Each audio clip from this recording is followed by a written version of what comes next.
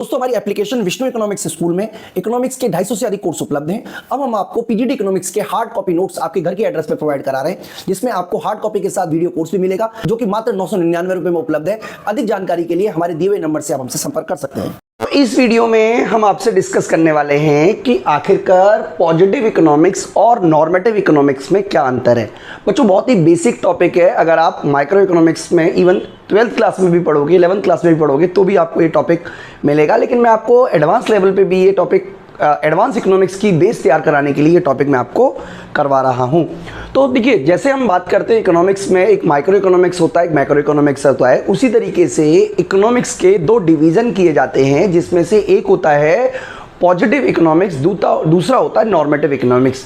तो सबसे पहले अगर हम बात करें कि आखिरकार पॉजिटिव और नॉर्मेटिव इकोनॉमिक्स में क्या डिफरेंस है, तो मैं आपको बता देता हूं कि जिस तरीके से डॉक्टर समस्या का कारण बताता है और समाधान करता है, यानी कि देखिए जब हम बात करते हैं पॉजिटिव इकोनॉमिक्स की, तो पॉजिटिव इकोनॉमिक्स का मतलब है कि हम जो भी फैक्ट है उसको वेरीफाई कर सकते हैं या नहीं कर सकते।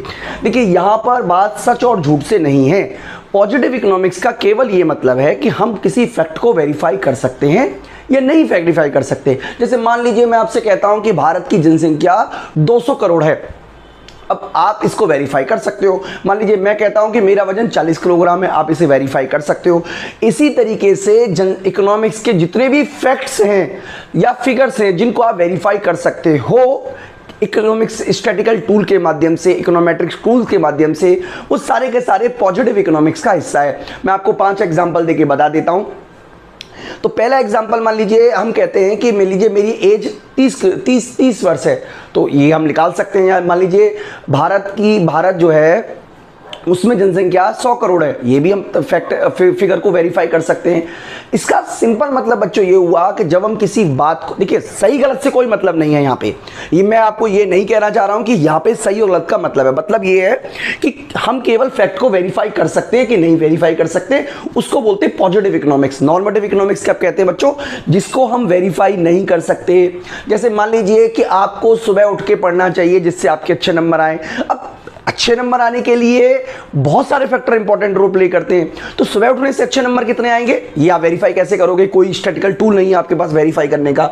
यानी कि इसका मतलब ये हुआ कि जब हम बताते हैं कि इकोनॉमिक समस्या को कैसे सॉल्व किया जा सकता है, तो उसको हम एक तरीके से जजमेंट पास कर रहे हैं। तो जब हम किसी समस्या से रिलेटेड जजमेंट पास करते हैं उसको बोलते हैं नॉर्मेटिव इकोनॉमिक्स। और पॉजिटिव इकोनॉमिक्स का मतलब है कि हम जजमेंट पास नहीं करते, हम सिंपल ये बता रहे हैं कि आपके पास क्या था, क्या है और क्या होगा। यानी कि प्रोजेक्शन करना भी पॉजिटिव इकोनॉमिक्स कहलाता है, जो कि स्टैटिकल मेथड के द्वारा वेरीफाई किया जा सकता है।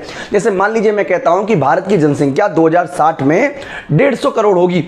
अब यहां पे हम स्टैटिकल टूल के माध्यम से इसको वेरीफाई कर सकते हैं।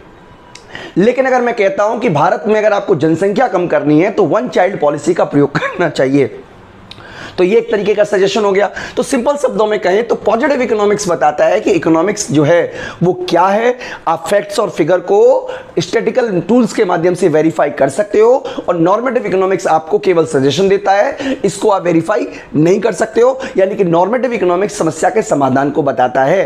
तो इकोनॉमिक्स की दोनों ही ब्रांच होती हैं। पॉजिटिव इकोनॉमिक्स ब्रांच में हम किसी समस्या के बारे में जानते हैं, समस्या क्या है, समस्या क्या थी, समस्या क्या हो सकती है। लेकिन नॉर्मेटिव इकोनॉमिक्स में बच्चों हम उसी समस्या के समाधान के बारे में डिस्कस करते हैं कि आखिरकार इस समस्या को समाधान करने के लिए, इस समस्या को सॉल्व करने के लिए कौन से इकोनॉमिक्स टूल्स का प्रयोग किया जाए। तो ये बच्चों आपको याद रखना है पहली बात। और दूसरी बात हमने आपको बता दिया कि पॉजिटिव इकोनॉमिक्स रिलेटेड है what is, what was, what will be, और नॉर्मेटिव इकोनॉमिक्स है व्हाट आउट टू बी, यानी कि क्या किया जाना चाहिए। जनसंख्या को कम करने के लिए क्या किया जाना चाहिए, देश की बेरोजगारी को कम करने के लिए क्या किया जाना चाहिए। जब हम सजेशन की बात करते हैं, जब हम सजेशन देते हैं, जब हम ये बताते हैं कि क्या होना चाहिए और क्या नहीं होना चाहिए, तो हम नॉर्मेटिव इकोनॉमिक्स की बात कर रहे होते हैं।